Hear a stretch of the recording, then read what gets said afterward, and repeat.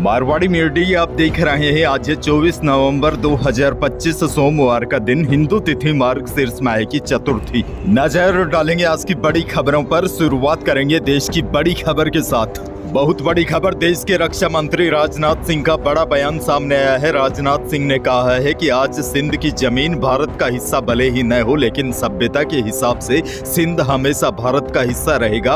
और जहां तक जमीन की बात है, कब बॉर्डर बदल जाए कौन जानता है, कल सिंध फिर से भारत का वापस हो जाए। राजनाथ सिंह ने यह बातें रविवार को दिल्ली में सिंधी सम्मेलन को संबोधित करते हुए कही। वहीं आपको बता दो, इससे पहले भी सितंबर के महीने में उन्होंने कहा था कि पाकिस्तान के कब्जे वाला कश्मीर यानी कि पीओके भारत को बिना किसी लड़ाई या हमले के बिना अपने आप ही मिल जाएगा। पीओके के लोग खुद आजादी की मांग कर रहे हैं।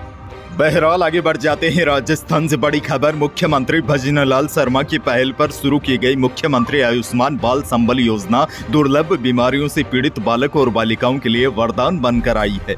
प्रदेश के ऐसे बच्चे जो दुर्लभ बीमारियों से ग्रसित होने के बाद आर्थिक अभाव से उपचार की उम्मीद छोड़ देते हैं, उन्हें अब योजना के माध्यम से 50 लाख रुपए तक का निःशुल्क इलाज और आर्थिक सहायता उपलब्ध करवाए जाने का प्रावधान किया गया है।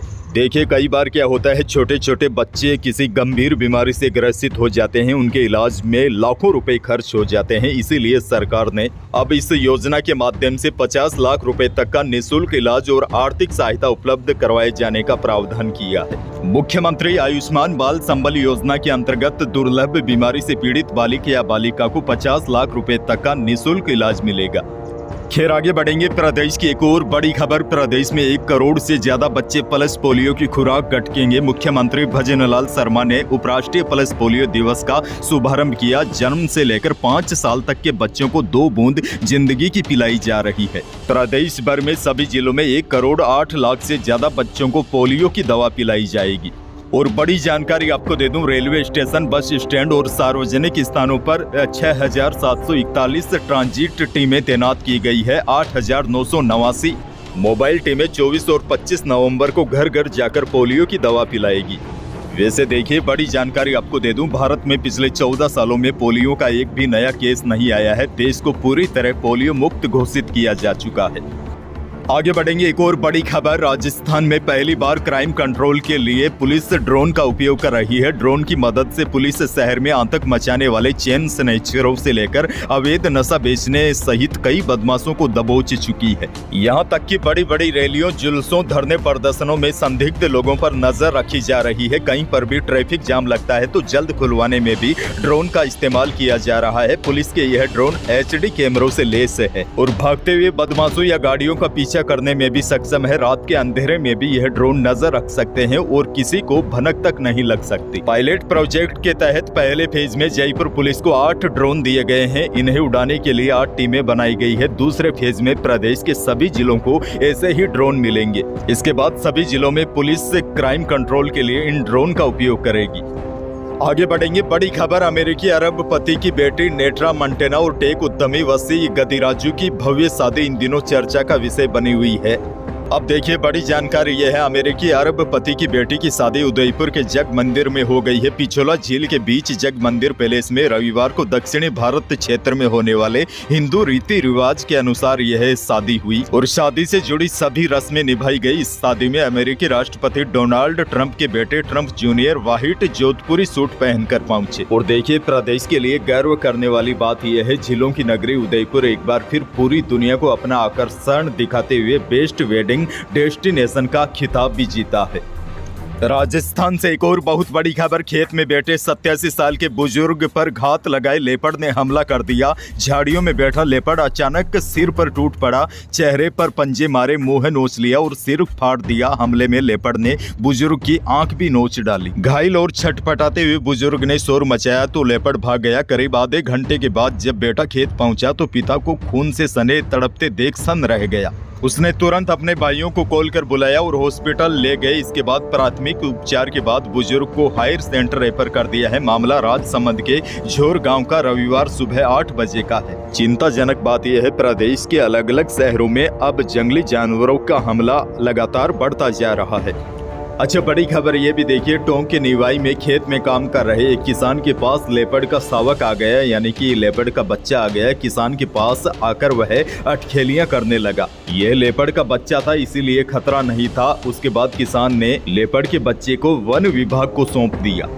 खैर, आगे बढ़ेंगे। बड़ी खबर देखिए, जयपुर की मुहाना मंडी में आलू प्याज की ज्यादा आवक होने की वजह से इनके रेट गिर गए हैं। थोक में पुराना आलू 6 से 9 रुपए और प्याज 8 से 12 रुपए प्रति किलो बिक रहा है। इससे सबसे ज्यादा नुकसान किसान को हो रहा है। किसानों की लागत तक नहीं निकल पा रही है। स्टॉक अगर इस महीने नहीं निकला तो पूरा माल फेंकना पड़ सकता है। इसी बीच नया आलू मार्केट में आ गया है, इसीलिए पुराने आलू की बिक्री भी कम हो रही है। अब देखिए, भले ही हमें और आपको सब्जी महंगी मिले, लेकिन आलू प्याज की ज्यादा आवक होने से मंडी में रेट गिर जाते हैं, जिससे इसका नुकसान किसानों को जमकर उठाना पड़ता है। खैर, आगे बढ़ेंगे। बीकानेर से बड़ी खबर। बीकानेर ने कल इतिहास रच दिया। केंद्रीय कानून मंत्री अर्जुन राम मेघवाल की पहल पर यहां Vedanta Tour de Thar cycle rally हुई, यानी कि साइकिल की रेस हुई। इस रैली में देश और दुनिया के 600 से ज्यादा साइकिल धावक 100 और 200 किलोमीटर की स्पर्धाओं में 27 लाख रुपए के नगद पुरस्कार जीतने के लिए ट्रैक पर उतरे हैं। नोरंग देसर टोल प्लाजा से शुरू हुई साइकिल रैली में फ्रांस, स्विट्जरलैंड, सिंगापुर और जर्मनी सहित भारत के 20 राज्यों के साइकिल धावक भाग ले रहे हैं।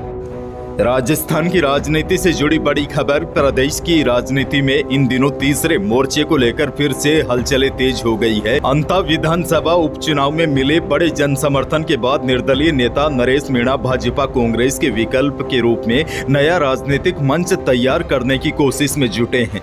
बड़ी जानकारी यह है, चुनाव परिणाम आने के तुरंत बाद ही उन्होंने प्रदेश में तीसरे मोर्चे की संभावनाओं को मजबूत करने के लिए मुलाकातों और रणनीतिक बैठकें शुरू कर दी है। नरेश मीणा ने दिल्ली, उत्तर प्रदेश के कई नेताओं से मुलाकात की। उनकी कोशिश है कि राजस्थान में हनुमान बेनीवाल की आरएलपी, आम आदमी पार्टी, चंद्रशेखर आजाद की आजाद समाज पार्टी समेत कई पार्टियों को जोड़कर तीसरे मोर्चे को स्वरूप दिया जाए। आपको बता दूं, प्रदेश में पिछले सालों से तीसरे मोर्चे की बात हो रही है, लेकिन अभी तक तीसरे मोर्चे के रूप में कोई भी पार्टी दम नहीं दिखा पाई है। खैर, आगे बढ़ेंगे। जयपुर से बड़ी और दुखद खबर। डंपर की टक्कर से बाइक सवार 2 दोस्तों की मौत हो गई। हादसा इतना जबरदस्त था कि सड़क पर बॉडी के पार्ट बिखर गए। एक्सीडेंट ट्रांसपोर्ट नगर टनल के पास रविवार सुबह 10:30 बजे हुआ। दोनों मृतक दौसा से जयपुर की ओर आ रहे थे। योगेश मीणा भरतपुर के भुसावर, जबकि अजय शर्मा दौसा के बांदी कुई का रहने वाला था। पुलिस ने बताया, हादसे के शिकार दोनों युवक 12वीं क्लास के स्टूडेंट थे। बांसवाड़ा से बड़ी खबर। गढ़ी विधानसभा क्षेत्र के विधायक कैलाश मीणा के बड़े बेटे अभिषेक मीणा का शनिवार को इलाज के दौरान निधन हो गया। जानकारी के मुताबिक अभिषेक मीणा, जिनकी उम्र 35 साल थी, वह किडनी लीवर की गंभीर समस्याओं से जूझ रहे थे। इलाज के दौरान उन्होंने दम तोड़ दिया। मौसम को लेकर बहुत बड़ी खबर। सबसे पहले तो देखिए, प्रदेश में धुंध यानी कि स्मोग का प्रभाव बढ़ने लगा है। उत्तर पश्चिमी दिशा से आ रही हवाओं की वजह से प्रदेश के अधिकांश हिस्सों में सुबह विजिबिलिटी काफी कम रही और वायु प्रदूषण भी बढ़ गया है। इसके असर से शहरों में एयर क्वालिटी इंडेक्स यानी कि AQI लेवल बिगड़ गया है। भिवाड़ी के अलावा जयपुर, कोटा, टोंक में शनिवार की शाम और रविवार को AQI का लेवल 300 से ऊपर चला गया और जानकारों की माने तो अगर हालात नहीं सुधरे तो सांस और फेफड़ों की बीमारियों का खतरा बढ़ सकता है।